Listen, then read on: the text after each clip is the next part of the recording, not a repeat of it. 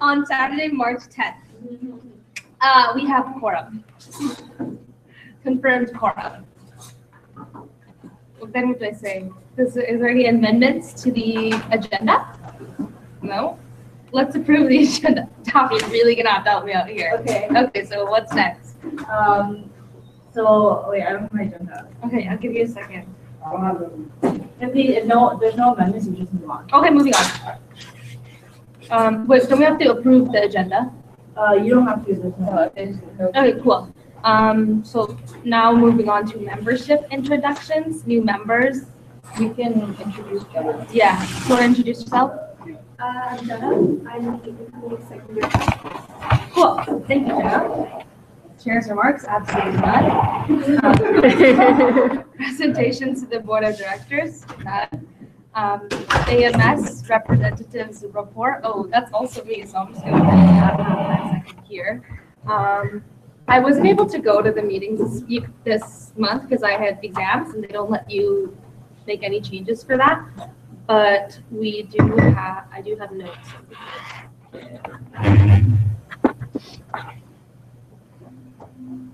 you want me to send you the phone? Actually,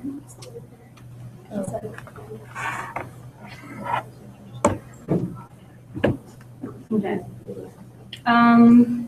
So obviously we just had the elections. I think the voting closes today or it closed yesterday. There's the referendums for extending the U-Pass. There was the referendums for extending the U-Pass, approving a restriction fee for the old AMS fees, and also a fee for sexual assault support, and abolishing student court.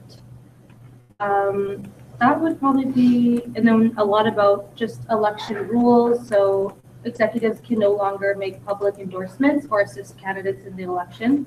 It's kind of similar structure to this US where you have execs and like candidates that are elected on council, obviously.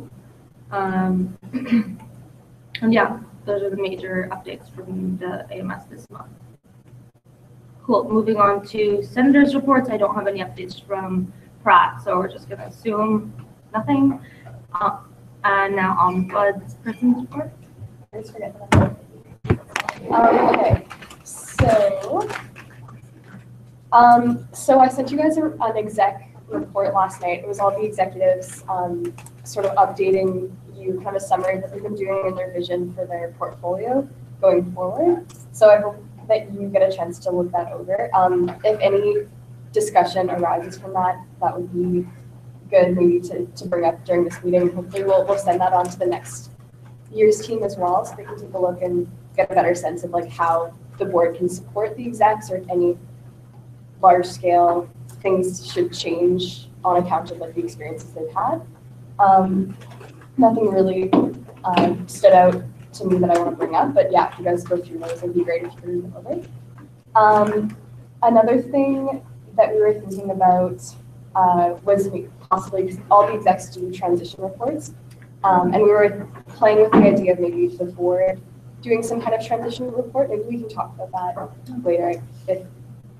Yeah. Add it to discussion again. Right? Yeah, maybe we can do a motion to add that. I don't think you have the motion. You do? Yeah. Yeah. Do I do that right now? You can.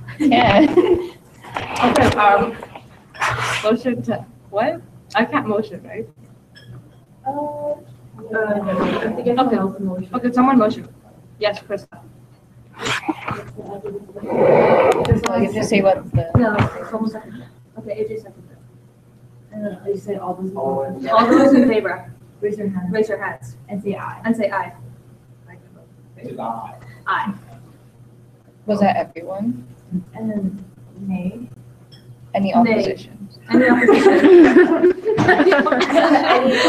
Abstentions? Any abstentions? No, it's passed unanimously. Okay.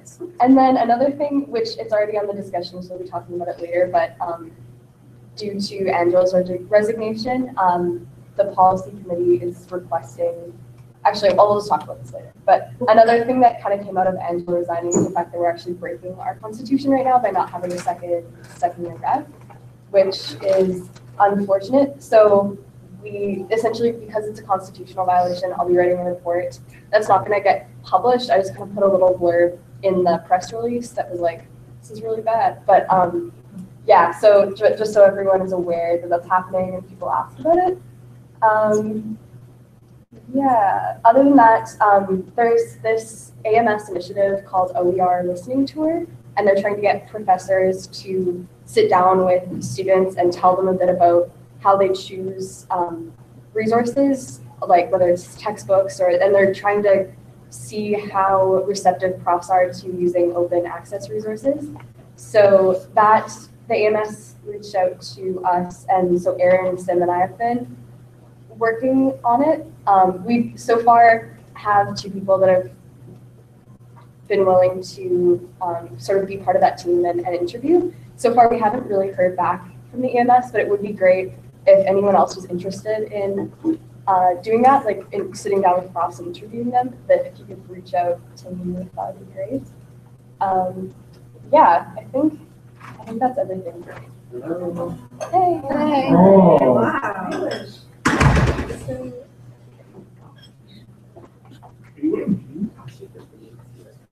Quorum, please. Is that what they say? The quorum? The quorum, not quorum.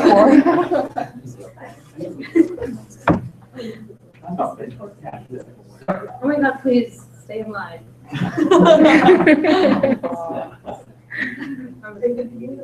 You're already doing. I'm doing an excellent job. Thank you. Yeah. Better job.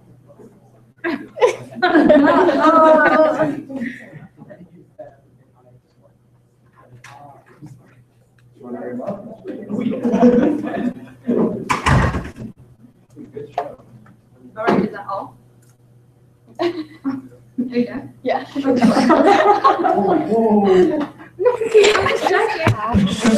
guys, so executive reports to the president. Hi,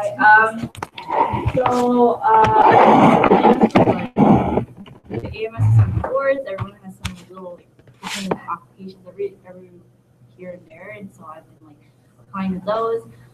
They're all done now.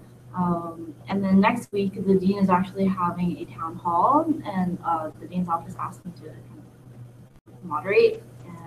Oh, no, not next week, on the 19th at noon. And so if you want to make it out, just check it out. I think it'd be good. The dean's just talking about his strategic vision for the year. Other than that, been occasionally meeting with Evan. And so every time he has a question, to kind of, like, I already sent him my the president's role transition report and everything a couple weeks back, or a month back or so. And so everything's been good there. Been still having one-on-ones with Matthew and there's any other VPs who are interested. And yeah, doing committee stuff here and there. But everything's pretty, we're trying to push forward with I've decided to take it over with the conference affiliation stuff since Nicole is not really here, and trying to wrap up some of the projects that we promised we'd get done at the end of my term. So it's been good. Thank you, Daphne. Moving on to Vice President's Academic Affairs. You said that there's no update since the last exec meeting. So if you guys just want to refer to the previous minutes from the exec meeting, then it'll be the same. Sounds good. Moving on to VP External Affairs.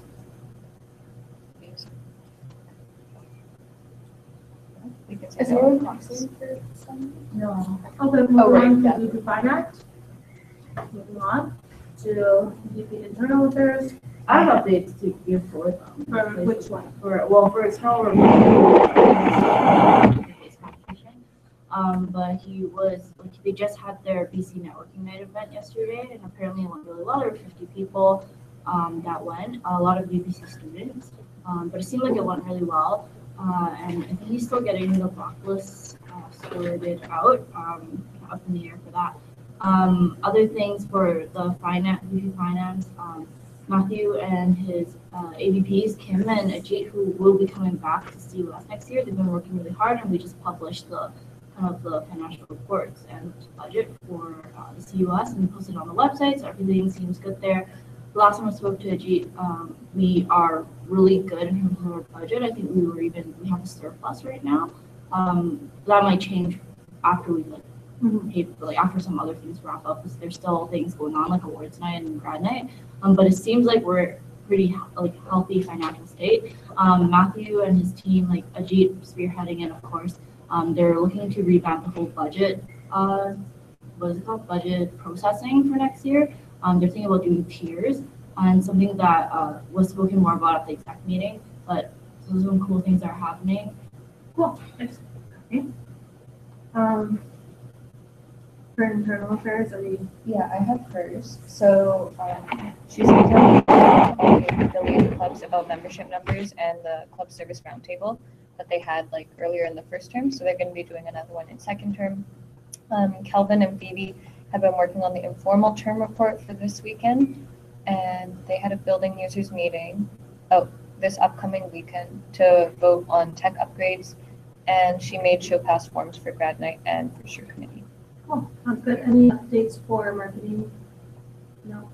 That was Evan. Yeah, so updates. So the Cavalier gave away their Solder and Print Love Edition 2 weeks ago. And then the yearbook and prospectus team is working on finishing the first few sections of the yearbook. So Evan will need help with proofreading it in late March. He will be in contact. And then there are a lot of marketing contents that have been out for the past few months for hiring. And then we'll be shifting our promotional strategy to adapt to a change with Facebook algorithms. And then he has been transitioning and onboarding Veronica. Awesome. Thank you so much. Hello. Going on, services are doing well. Most of them have planned their last events, so we're just working on that. There was points last night, which was good. It was a Charmin edition. I was on the bar for most of the night. Turns out opening metal cans all night really suck your fingers. My fingers were literally bleeding last night. So chatting with the team about getting like bottle openers or something to help with that process for next year. Because they're all just like, our fingers are burning, and I'm like, oh my god. But other than that, went well. They have the next points is going to be next week, which is the last one. Other services, I think, are doing fine. I think for me, it's just going to be putting out an update for a community report before turnover, which will just be the action items that we had and what the status are for them. I think we're on track for most of them. There might be a few that we missed, but yeah, I think wrapping that up. And then, yeah. Good. Thank you. Okay, moving on to committee reports. Academic committee. Nope. Okay, budget committee. Nada. Policy committee. It's a discussion item. Yeah, for sure. Okay. Awards committee. Yep. So we had a meeting last week to, it was basically at the start of the year, we decided that we had had a lot of feedback in past years about how it wasn't totally fair to just look at clubs' events and evaluate them strictly based on that. Some clubs have kind of like other initiatives going on that aren't captured in that. So we gave clubs the option to come in at the end of the year and present. And then if they were to come and present, that would count to 30% of their overall score. And if not, then they would just waive that. And the 100% would come from the events. So we had a number of clubs, I think it was like 12 or something. Yeah. So thanks for that. Yeah. Yeah, that was good. And basically, yeah, they came in to present, and then tomorrow we'll be actually going through and figuring out who's going to be getting the awards based on the adjudicators' feedback from events and then those presentations.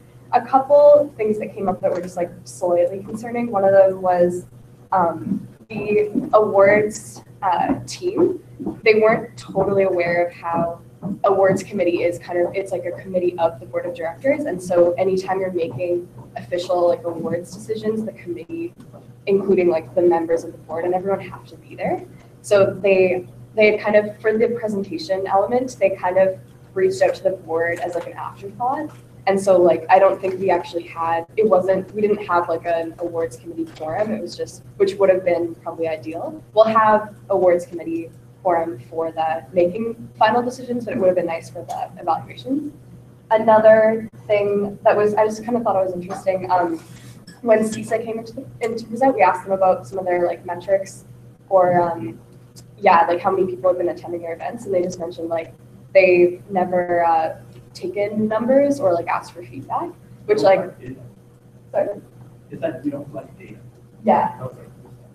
Yeah, so, and I mean, like, it is, like, the value add of their service is, like, pretty clear, and it's kind of like a chill environment, but it might be something worth looking into maybe for next year's team if they want to implement some kind of policy about, like, how, or, like, just common practice, like, services, maybe, if they have their big events, like, tracking numbers or something like that, even if it's not, even if, like, they're not selling tickets, right?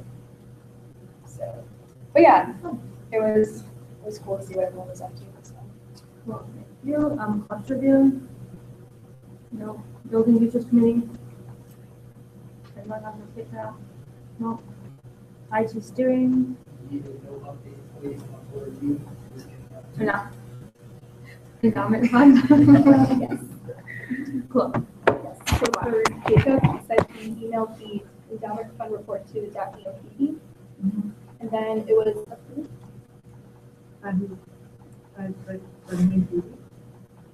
He just said it was approved. Okay. Well, I know he sent it to Pam. Yeah. So we're just waiting for updates. on that. Yeah, and he also emailed the money to Pam as well. Oh, cool. What? Conference affiliation? Well, my goal is to chair for that, and I think today we wanted to, oh, if it's not, sorry. We wanted to change the chair for that. I don't really know what my goal's availability will be more in the remaining month, and we still need to get some details about conference affiliation hammered out.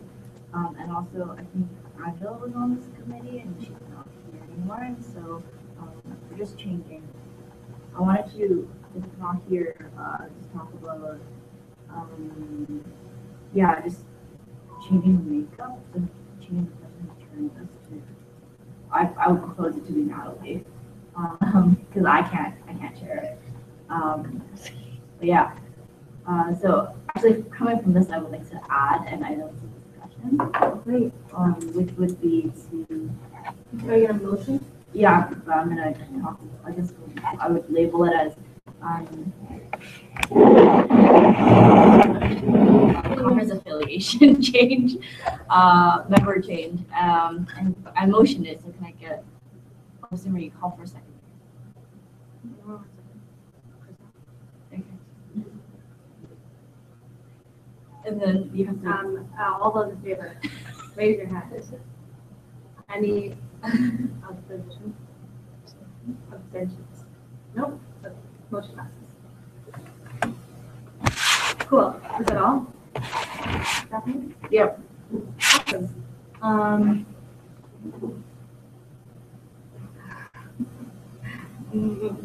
Okay. We have to approve any minutes. Oh, I still need to do this. Oh, sorry, I didn't see that. Okay, cool. SPF updates? That we wanted to achieve, this committee was having like a formalized contract for external parties, because we discovered after the first term that like it's kind of tricky to hold people accountable when they're not our own services. So I kind of drafted up like a template, but I honestly have no background in drafting contracts. So if you guys want to look it over and help add to this, I like linked it as item A here. So if you click into that, it should be able to take you to what I have so far. And then in addition to that, just for future years, we wanted to have a standardized policy for approving like all of the applications, and that's what item B is. So if you guys want to look over both of those items and just edit them and add to them, then that would be great, because we're passing this off onto next year's team. Cool. So that's just a to do. Or you want us to do that now? You guys can do it now, because then if there's any areas of discussion, then we can figure that out. Like right now. It'll take like 5 minutes. I'll do this.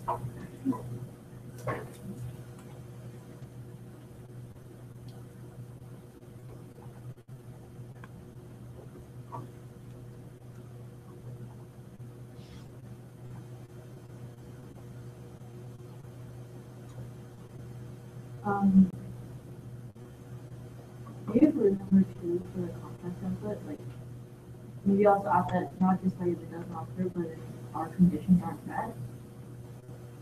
Mhm. Like, we can-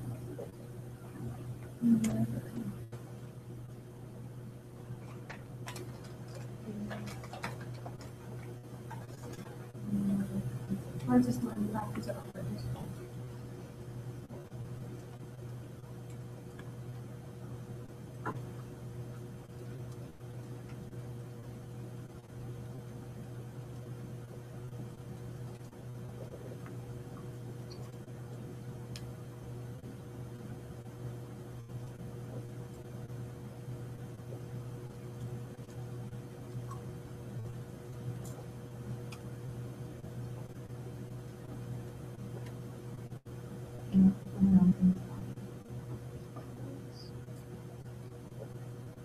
So, and then we can move on to minutes, which was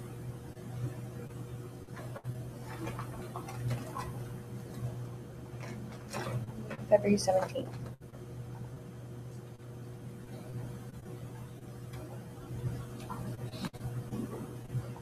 Okay, can someone motion to approve it? I need a motion to approve the minutes from February 17th.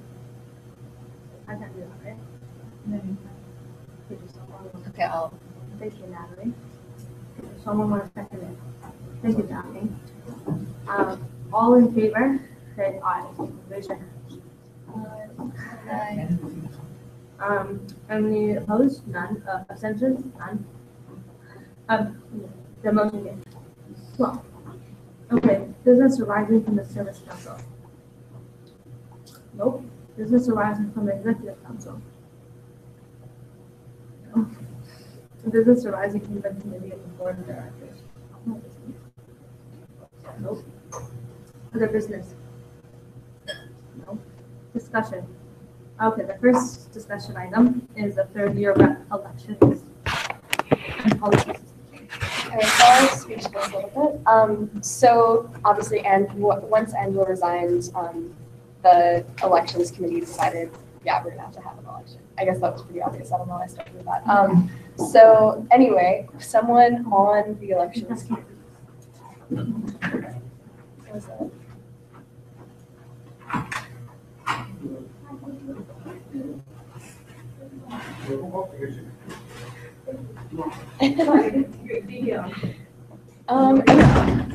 So a member of the elections committee is hoping to run for the third year rep position. The only thing is to give 2 weeks notice, because obviously you can't run as a member of the elections committee, but if she were to give 2 weeks notice, by the time that had run its course, it would be too late to be able to run just based on the hiring timeline.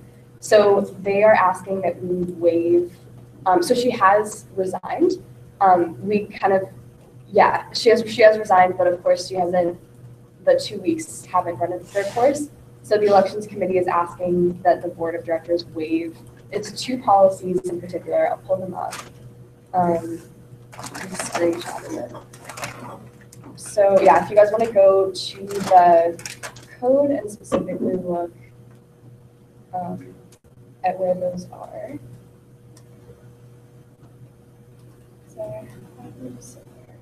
Okay, section 5.03A, and then section 4.02B2A. Here, I'll write those in the minutes. Yeah, 4.02 and then bracket B2A. Can I ask a question? So this is all assuming that the individual on the elections committee needs to have the 2 weeks to resign, right? Yeah, But like, what if I'm not saying that this is what we should do, but just in consideration of code, like, what if we just opened up the election to any student that could like run starting tomorrow or something, and then there wouldn't be that 2 week crunch, like, is that something we have to consider? what do you mean? So like, I understand that you're saying this individual on the elections committee wants to run for a third-year rep. So you're saying like, if she gives her 2 weeks to resign, then it's too late to like have the rest of the election process, right? Yeah. Oh, you're saying just hire a new elections person right away? Or like, what about we consider that someone that's not on the election committee that might want to run for this position? Well, they're obviously allowed to run as well, but like this person also wants to run, so they're like. But we would have to wait for their 2 weeks.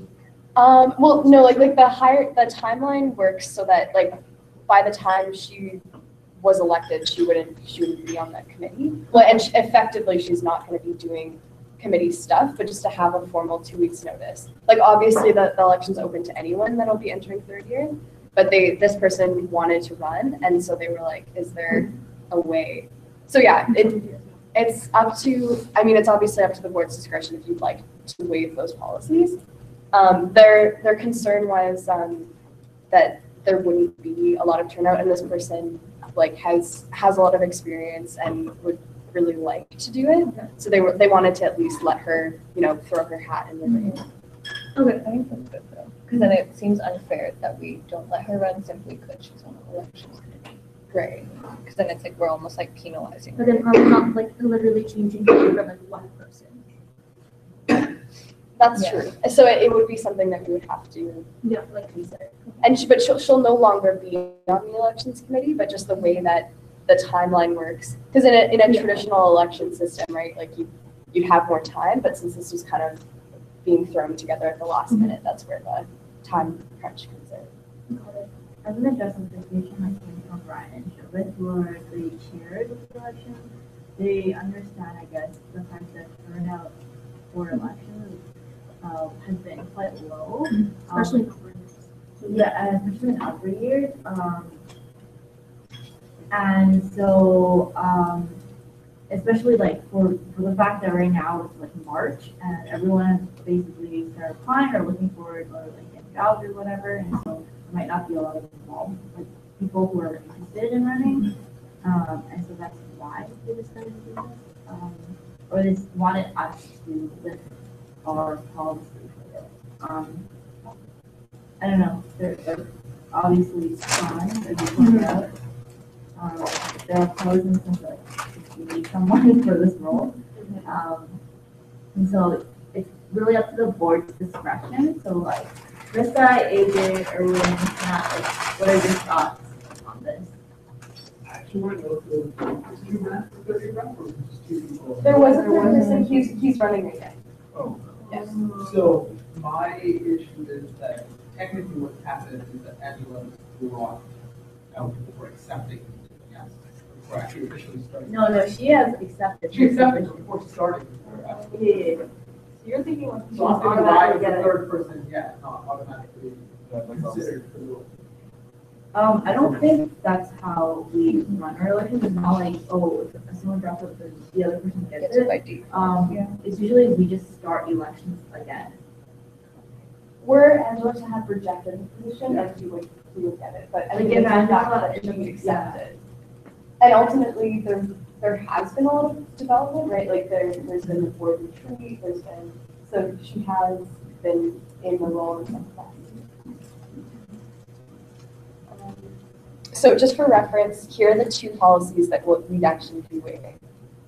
So section 5.03 resignation policy. A notice/email must be provided at least 2 weeks prior to the intended date of resignation. So that's what we'd be waiving as one of them. And then the election 5.02. Guys, our code is so long. Okay. 4.02B2A. Individuals intending to run for office in the soonest election Should members of the elections committee desire to run, they must resign their position at their soonest possible convenience, at least 14 days prior to the beginning of the nominations period.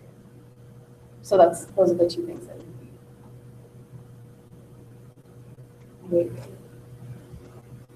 What do you think those two pieces are put in there to kind of to mitigate? What was the purpose of it? Yeah, that's a good question.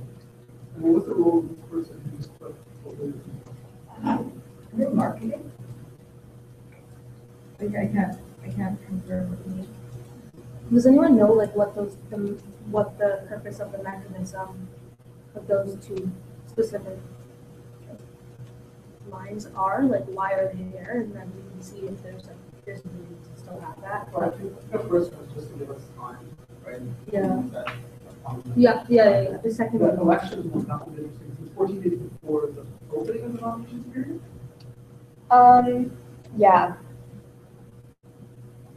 And I mean, I guess that would probably just be in there as, I mean, part of it would just be that obviously if you've been working with elections, there's kind of that. I think this is the exact thing that they were trying to prevent. Yeah. And so, like, I think above or anything like any other service, this would be the one with the biggest conflict of interest. And so Yeah. by lifting this, we would be doing the thing where like the person that people have sent out, like we're doing the exact opposite. Well, we're not giving her the job, right? Well, we're not giving her the job, just letting her run. It was really that high. Sure.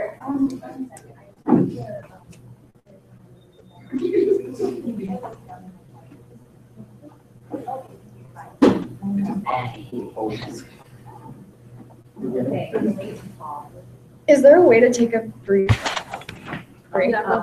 Because I'd like to be here for this discussion. Yeah, point of privilege, the PPP. So is it like reset?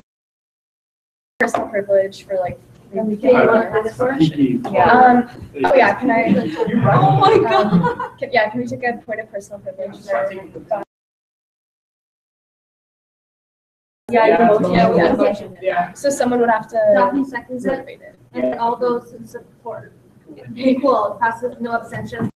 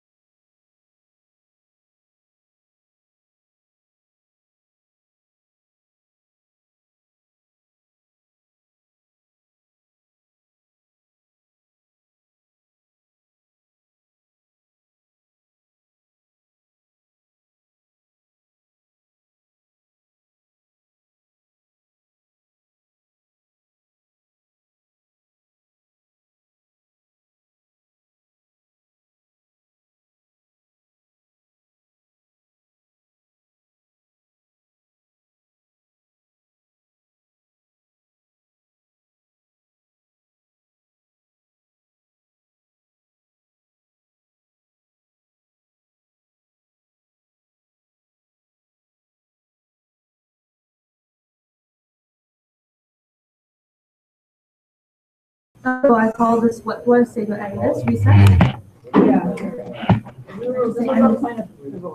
So end this. I don't even know. We're just going to go back to the meeting. We're starting the meeting again now. Okay. Continuing the discussion about our policy, where did the discussion item go? Oh, there it is, third year rep election. So far, yeah, we should probably make a decision soon. So we're making decisions based on whether or not we should do it. Basically, how does everyone feel about it? If someone wants to run for it, you know what? Like, how do you guys feel about like the bias?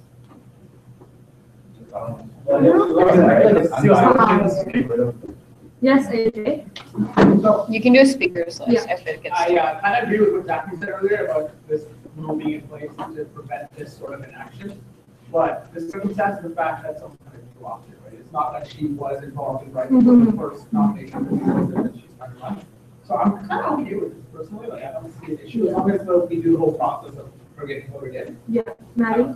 To add on to what AJ was saying, yeah, if she had wanted to run originally, she would have known ahead of time that it was a possibility and then resigned within a allotted amount of time. And would that have reduced the bias that would have been there any more than if she's doesn't have that 2 week? Right, yeah, I agree, and I think also it's like an extenuating circumstance because of the fact that it's not in a normal elections period, it's like because someone dropped.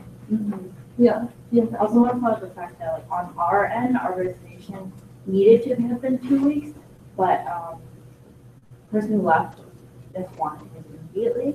I mean, there's no preventing that, and so because of those circumstances too, like I think I would be comfortable with the policy. And this is not like a regular thing, and I don't think this sets a precedent because of this was a very special scenario. And so I want to make it clear in the minutes that like it was because of all these factors at play that we if this vote goes through, like this is why we came to this decision.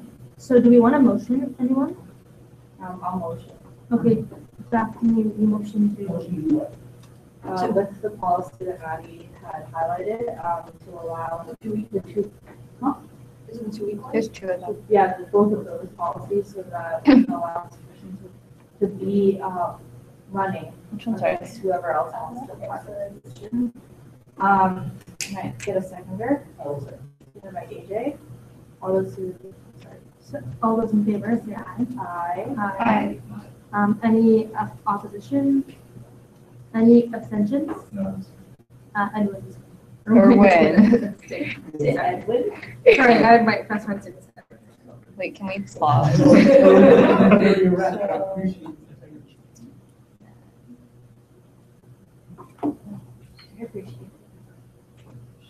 appreciate it.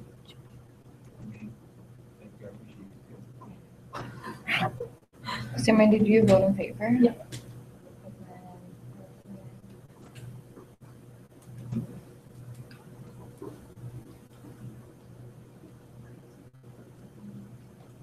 Okay, great. We can move on to the discussion about the policy changes. Chris, go for it. Do you need a board? Oh yeah, I'm gonna turn on Okay, cool. Anyone want popcorn? Anyone? I'll put it over there. Okay, also who finished that and left it behind? I was like super upset. I don't know. That was like, Oh, no. they wrote like, don't do it. And then it was eaten, and then they left the whole thing there. And I was like, Hello.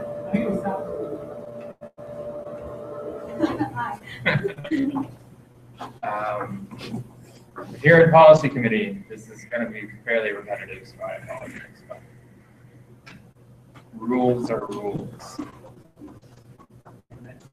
Also, I was at this last night, so just bear with me because I'm a little slow.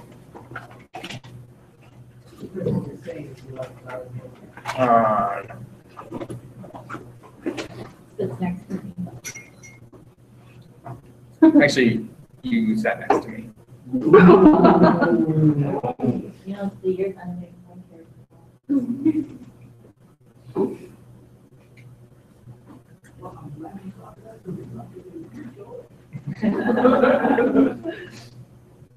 Hello, so policy committee has some changes to policy that we would like the board to approve.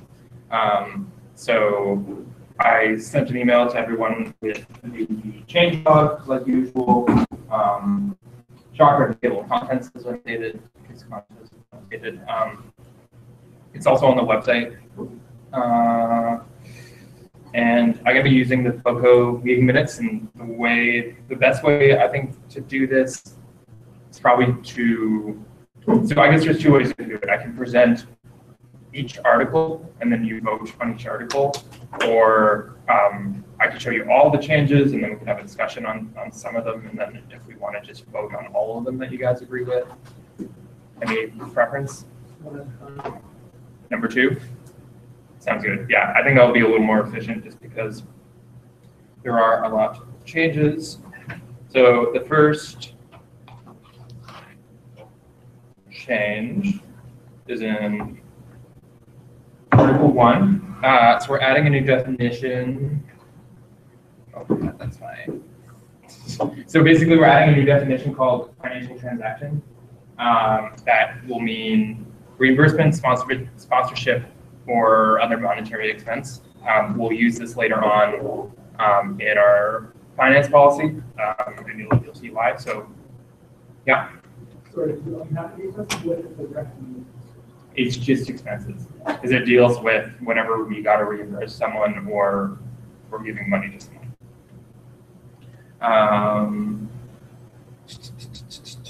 So Article 2. I also took out the public relations email and our telephone number, because public relations at CWest.ca does not exist. So this one is on board meetings, and so we just wanted to explicitly decide who was going to track meeting attendance and what would happen if people started missing meetings. So we give it to the chairperson of either exec or board to be the one who maybe doesn't take attendance but follows up on people who are not attending, and then explicitly outlining that if there are unexplained absences, they report it to the ombudsperson, and then the ombudsperson, if there's like multiple of them, can move to begin impeachment based off of being like absent for like a set number of times, and we leave it kind of up to the discretion of the ombudsperson to decide like what is improper and whether there's circumstances for why they haven't been coming to board meetings that are unfair. And we do this a few times where we talk about ombudsperson starting the impeachment proceedings. We don't necessarily like have to explicitly state that, because ombudsperson can start impeachment for whatever reason they want, but we just thought we would give like a clearer direction and code of like, yeah, this is a good time that you probably want to impeach someone. Then we have Article 3. A lot of this is just scrolling. Oh, if you guys are concerned, this also popped up during our meeting, like, oh, what if the ombudsperson is the one that's not following the rules, and what do we do? And so it doesn't follow the regular, like, the thing where, oh, this person can put this daughter for compensation. It rather goes to the traditional process of getting like this, just because the ombuds position needs to be somewhat neutral, or it is neutral, because they're not like a board member, they're not a regular board member. Yeah, and the idea was like, if the board is super corrupt and they want to do bad things, then they could just remove the ombudsperson through impeachment. We ain't above that, but. Yeah. Okay, so Article 3, which is all about committees, we just added a section that's like, and this is something we talked about a while ago, which is like, ideally chair or board members would be chairs of committees, because it gets board members a little more involved, and execs like managing committees is like a lot. So we didn't want to say like it can only be board members, so we just like, where possible, this is for a chairperson, shall be appointed from the board of directors. And then, so budget oversight committee. used to be, when it was first formed, it used to be not, they didn't used to make the budget. They were only the people who would like oversee the budget and like follow up on the budget, but they never actually used to make the budget. And then at some point that changed because if they didn't make the budget, it would be exec council would make the budget, but then exec council, we have an interest in making sure our services get a lot of money. So it really doesn't make sense for us to make the budget. So changing budget oversight committee to budget development committee, and kind of tying it closely to the Constitution and the rules that are in there. And then also because now that it's not an oversight committee, there's no reason that the BPF can't be chair. Before it was like BPF should be chair because they're supposed to be being accountable for BPF. So I just removed the clause that said that they can be chairperson. That doesn't stop other people from being chairpeople either. So that's changes to that one. We have just an update on exec council hiring. We're changing it from 4 board members to 2 board members. Kind of makes, Evan thought this was a better change because it was to have 4 board members plus equity plus the president in an interview. Like that's a lot of people. And so it's just easier with 2. We have clubs affiliation, which is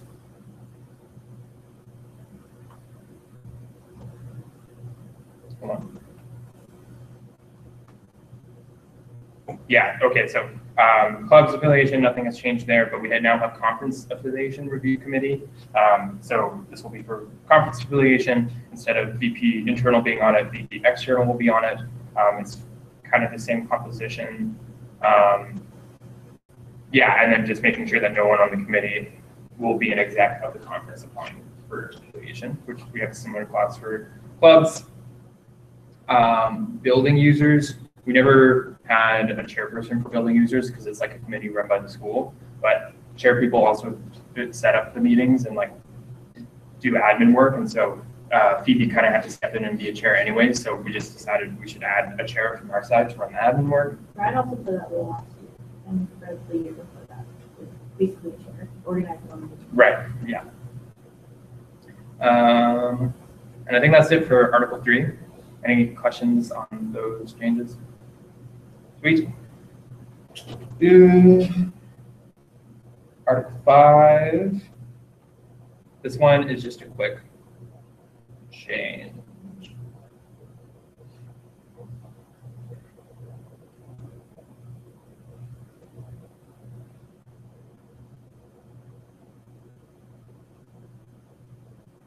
So this clause here, which is basically saying exec council members can't be in services or can't be execs for services. You used to have a whole list of involvements that were excluded from that role. So like you could be a connected chair, or you could be a CMP, or you could do a bunch of other stuff that are participant-like, and it even added at the end, like anything that's participant-like, exec council can be involved in. So just decided to remove the list of services because some of them were old, and all the positions that were listed are covered by participant-like activities. So this just removes like any references to like certain services, which is good because if those services change, then we don't have to update code.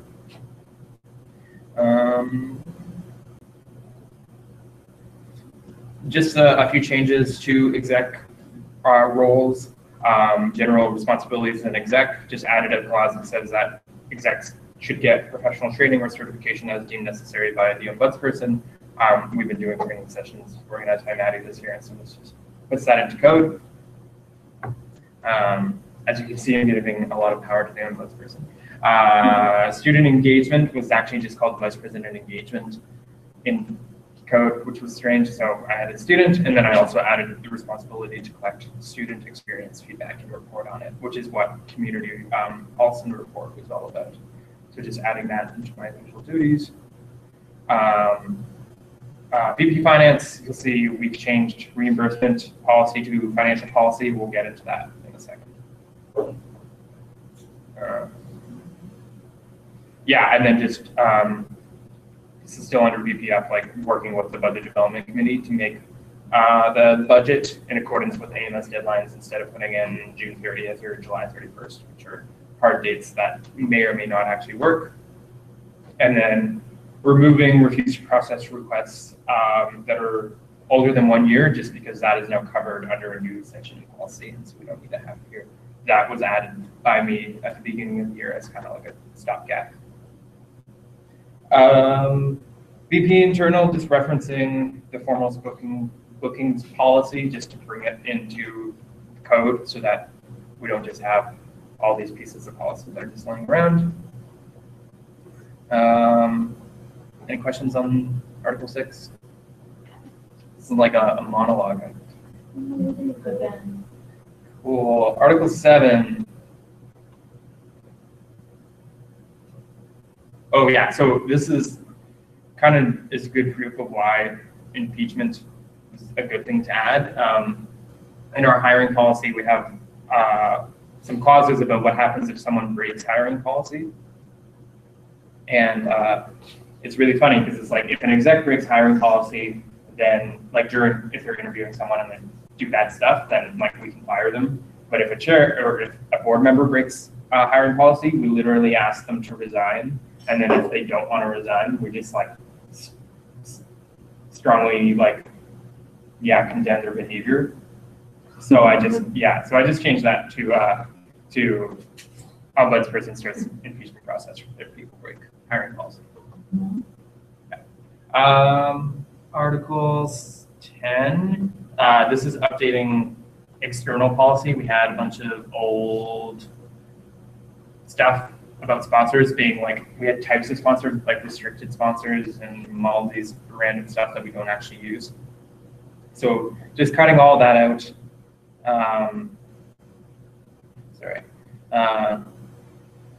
Referencing corporate relations policy on internal.cus.ca in case like whatever CR wants to come up with a blacklist, so they can post it on internal, and then it will be binding by the code. And then there are a lot of changes around because we renamed CR manager to AVPX that we had to update a lot of places, which was really annoying. And also our commission was not called the commission, it was called like a team or something, so I had to update that. And then yeah, just deleting classifications and sponsors. Yeah, I think that's all fairly straightforward. Any questions? Cool. So that brings us to Article 11, which is probably, this is the biggest impact on stuff. So instead of being called reimbursement policy, it's now called finance policy. And the idea is that instead of just covering reimbursements to people in the CUS, it covers every financial transaction that the CUS does, including sponsorship transactions like SBF. And so, yeah, it basically changes every time we say reimbursement to financial transactions, which we defined before. It also adds like a budgetary procedures area, which is like have to have a minimum of 300K in our bank account by the end of the fiscal year, which is something that we practice, but now we need to have it in code so people know it's because the BC needs about 300K at the start of the year. So if we go under that, then like we basically go and then this line B is kind of just like in C are referencing to the Constitution, rules that are in the Constitution. The Constitution lays out the requirements for coming up with like a budget process, and one of the things it says in there is like follow any rules that the Code of Procedure says about this budget process. So we've never done it before, so we don't really have any good rules to put in there. But this section is where they would add more rules if they wanted. So if like they decide they do want to do a tiered system, they don't have to like put it into code to run it for the process, but later in the year they could add it to code, and then next year CU also has to do a tiered system if they found that was a good way of doing it. Or if not, they don't have to put it in code. Updating financial transactions, just changing reimbursement obviously receives regular process, but then if it's a sponsorship transaction, they will need like an MOU, or finance needs an MOU that they can look at before they do the transaction. Financial transactions. Financial transactions. Yeah, and I think that's pretty much it for that part. Any questions on that? No? Sweet. Cool. Lastly, is just some updates to our affiliated clubs relation policy, updating the name, adding accountability surveys and the clubs roundtable that we started this year. So it's like a proper requirement now. And then adding this requirement that at least 60% of members of the club are commerce students. We had like rules about execs being commerce students, but not about club membership in general. We found that most clubs, already meet this requirement, but and we also talked about the fact of like, if there is a club that is really great and we want to support, but doesn't meet this requirement, then board could always suspend this part of policy. So, yeah, and then just, again, referencing a locker policy on internal CS for people that were trying stuff. And then I think that's pretty much it. There should be like an Article 13 for affiliated conferences, but because we don't have any of those details yet, didn't put anything in. And what I'll be doing is, we won't be having another POCO meeting this year, but I'll come up with like a list of changes that I will be giving to next year's board to look at. Yeah, and that's all the changes here. I think these are the standing. Oh wow. Yeah. Cool. That would be really funny. Also, no, I'm kidding. So yeah, if someone would like to motion to approve amendments to the code of procedure as presented, moved by Daphne, seconded by Erwin. All those who vote in favor say aye. All those who vote against say nay. Any abstentions?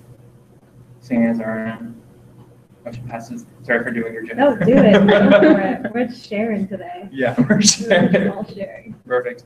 Cool. Thank you, everyone, and thank you for listening to me talk for I don't know how long. Don't worry. It was not long. That was great. Thanks so much. Okay, moving on to conference affiliation. So Daphne, do you want to speak to this? Or who was it that wanted to speak to this? I think it was Maggie. That was, So, I mean, board members, even though, I don't know, didn't follow up Angela's role. And so my proposal for like, the reason why I brought this up on the agenda today was so that we could change the chairperson so we can actually get the stuff done that we want to get done. Right now, Natalie is, I'm proposing to nominate Natalie as the chairperson unless somebody here wants to take her place. But if we promote her, we still need a vice chairperson. She was a vice chairperson in this role. Or like ideally, like I could just do this, but like it's against policy for me to chair a committee, I believe. So unless there's someone else who would really like to be a part of this. Can I reject though? Like my nomination. Yeah, you can reject. You can reject. But we just like a board member or like a VP just like needs to be in this and be the chair and like replace Michael. And like we can just be demoted to like either like a regular. Like I'm not really sure how this works because this has never been done before. But like we can't get anything done if Michael's still in this role. And so I just need somebody to. Do you know who's on? He doesn't know if he's resigned, so I don't really know what's going on. But I just need somebody to be in this role. Inconsistent, like, I guess this is super easy for me to say because I can't actually share. But like, maybe that's just like a lot going on. Are you kind of? I keep throwing up Doing a lot of because like, stuff. there's nobody else that I know or that I know currently that is, come in and step forward, but ideally somebody else in the group would love to be a part of this and can help me out with this. I can take a look at the, I'm looking at the, I'm trying to find the contact. Hold on. And I'm the feedback. Is she allowed? I think I'm. Can I reject that? No. Yeah, remember? Yeah. Yeah. So anyone in this room except Daphne and I is good to go. And keep in mind too that Daphne can give you support, like even if you're, or someone else, like we can give you all the context you need. Don't feel like you're underqualified. People currently on this committee. Okay, it's not on the list, it's not on the sheet, so I don't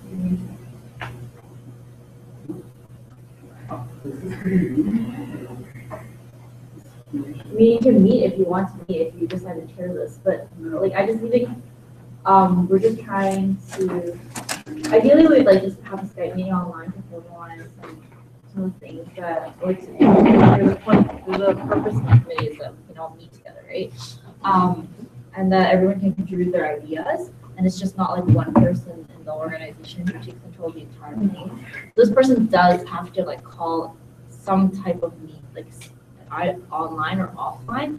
It's just that like I really need to get stuff done, and like I can do it. I just need someone to chair. So it's Daphne, Michael, Angela, Victor, Maddie, AJ, Maddie, Stanley, Phoebe, Chris, and me. Well, the committee's really big. That's everyone on the committee? Yeah. Oh, wow. Yeah, the committee's really big, so maybe we just need, okay, so AJ is on that list. AJ, would you like to chair? Like literally, is there anyone who would chair? If we don't chair this, like we'll just pass it to Evan's team and be like, we couldn't meet, we couldn't find a chair, and like we couldn't do anything. That really sucks. This is like, I'm not just asking. Can you explain what needs to be done and like what So- the commitment of the chair is? So we need to come up, man, the morale is so low, I just want to say that. But like, all I want to get done is like, we already have the list of like who is going to be a part of this next year, like in terms of the member makeup for this committee. It's just that we have specifics like, oh, how does this actually work? Like for a conference to come to us, what is the minimum amount that we're promising when they get this affiliation? Because if you think about like clubs, when they come to us and they ask for affiliation, they get a baseline of like $600. And like the purpose of this committee is to give the things that have been closely associated with us, but not a service. Like SEC, for example, some type of like, guarantee that they'll at least get, if they pass conference affiliation, that they'll get at least like, I don't know. There's this random number, like, I'm not gonna say any number, like X amount of dollars. And so that they can prepare that as like a sponsor that they know they'll get it for sure, and that we can have that financial discretion as in putting it in our budget. Like we've already budgeted this, and because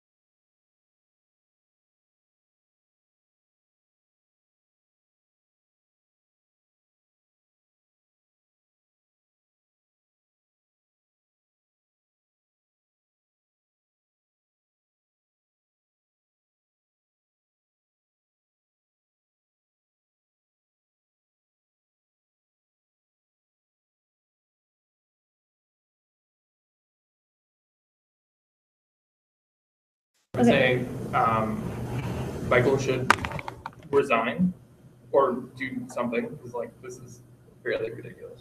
Okay, cool. I just want that on the record. No, he's chair of a committee and we have to replace him even though he hasn't officially resigned because we don't have faith that he will come to the meeting, right? Like, that's fairly horrible for, someone who hasn't resigned. So like, Cool. Okay, I think that brings our discussions to a close. So there was that that's transition not true. report thing that we had added it, or motion to add it, but it was not good. Oh, that was yours. Yes. Okay, just kidding. Maddie, you want to talk about that? Yeah, Putting so on your face and your sunglasses. So this is kind of, we're talking about this in the exec meeting, how execs do transition reports for the incoming exec that's going to be taking over. And so historically, the board has not done something similar to this.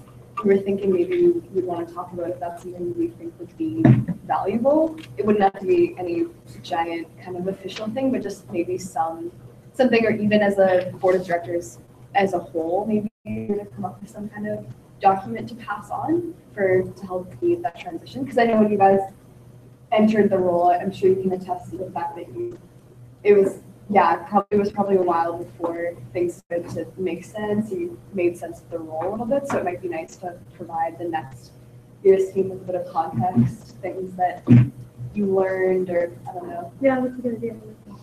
Yeah. And if we were to do something like that, would we want to do individual reports kind of based on what your role was, or would we want to do kind of one entire report as a board and everyone kind of contributes a section, or?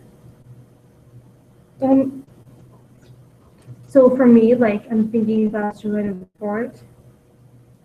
Could it just be like instead of writing an official report, you meet with the person? Because I feel like where would the report go? Like, is it going to be like officially posted somewhere, or is it just like a personal transition with either individual? Because the things I have to say, like I wouldn't necessarily want that to be like posted on the CUS website or something. Right. Well, and I don't think it would have to be, because what's done with transition reports, they're kind of just sent to the incoming exec. So what you would send it, who you would send it to would be probably HR, and then me and Evan, and then the person who's incoming. And it could just be like a one-pager. We can send you an example of, or not a one-pager, like as much as information as you need. I can attach my report to everyone, and just so that you guys have something to work off of. But I think especially for like AMS roles and for like the first year and Senate and all this would be really, really helpful for anyone who's incoming, as I know, especially for these three positions, it's quite overwhelming. And then for the year rep roles too, like I think this would be good for you to just work with whoever is your partner is, and then figure out like, oh, what was this year like? What did you wish there was more of or less of, and how you envision like this role might be going forward. Yes, AJ? Good question. Where our positions being replaced by people that are already in, so do you still need to do it? Keep it. That's a good point. Yeah. And I feel like they know how to do things. I think that this is not like hard set right now. But if we do decide to make it like, oh, this is going to be an official policy thing, then it's like up to the discretion. Like obviously, if it's like the same people, then like that's, and it's like basically virtually the same role, then I don't think it's necessary because they already know what it's like to be Europe, and your rep role is quite similar. I mean, I would even propose like if you're, I don't know, if you're a second year, third year, or fourth year rep, then maybe you guys work together on a transition report, unless there are huge discrepancies in the role.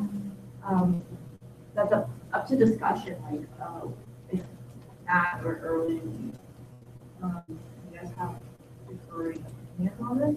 Because I mean, essentially, you guys have the same role, it's just you're serving a different audience.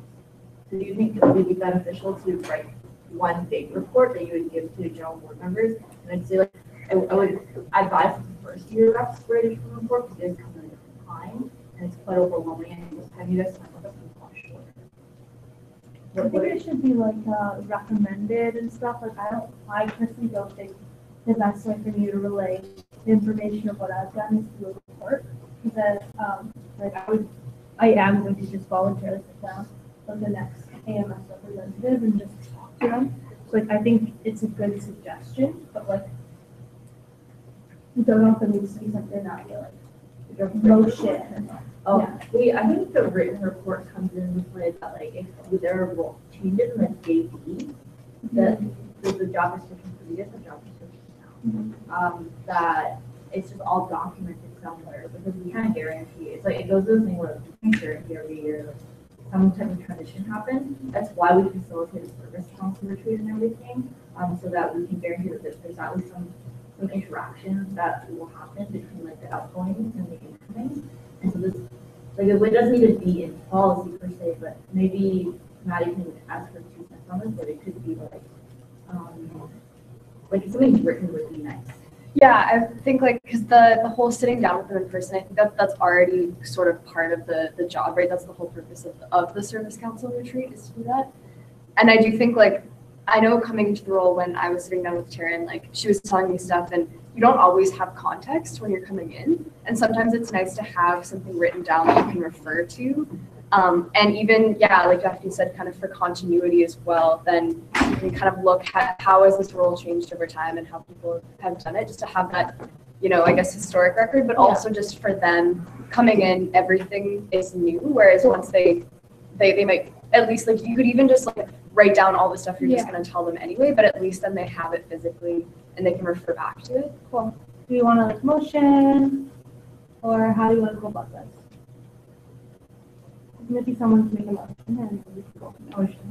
Motion to make it so that board can officially create a transition report that's facilitated between them, the incoming, all the presidents that are coming out and the HR. Can you get that, Natalie?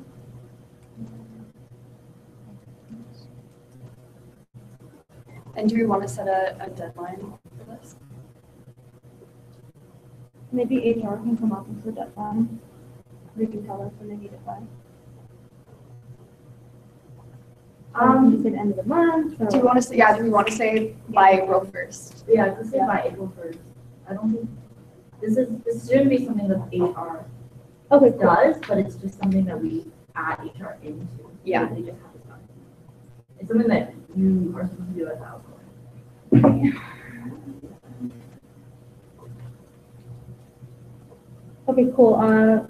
Everyone, those in favor of this motion, say aye and raise your hand, please. Aye. Okay, who is that? Please have that. Okay. Okay. Everyone? Those, any opposition? Any abstentions? Okay, motion passes unanimously. And with that, okay, the next meeting, do we have, this is our last meeting? No, we have one on March 12th. That's the one where we're voting on all of the nominations from the awards committee, so you guys should. What time is that at? It's on Skype. Okay. It'll be. It's at 7:30. Let's see. 7:30 p.m. 7:30 p.m. Skype, March 12th. I can't be there, and I don't think Daphne can be there, so you guys will have to facilitate that. So what's the purpose of this one? All you do is approve the nominations and like discuss the awards. Okay, 7:30 to, okay, cool. That happens in camera, right? Yeah. Oh, Sure. Yeah. That's what happened. No, it happens in camera because we don't want people to Yeah. find out who oh, Right, oh, true. because That makes sense, yeah. that would spoil the awards. Live streaming a Skype meeting. Yeah. That would be It'd actually be. Do you got that under lock, Lisa? Live stream, live stream or Skype call? I got it. Got it? Cool. We're stuck, guys. Okay, okay, so our next meeting is on the 12th our next meeting is on the 12th at 7:30 p.m. in Skype. Okay, with that, can I get a motion to adjourn the meeting? Motion. Daphne, second, AJ, all those in favor? No abstentions, no opposition, motion passes. The meeting adjourns at 1:47. I oppose.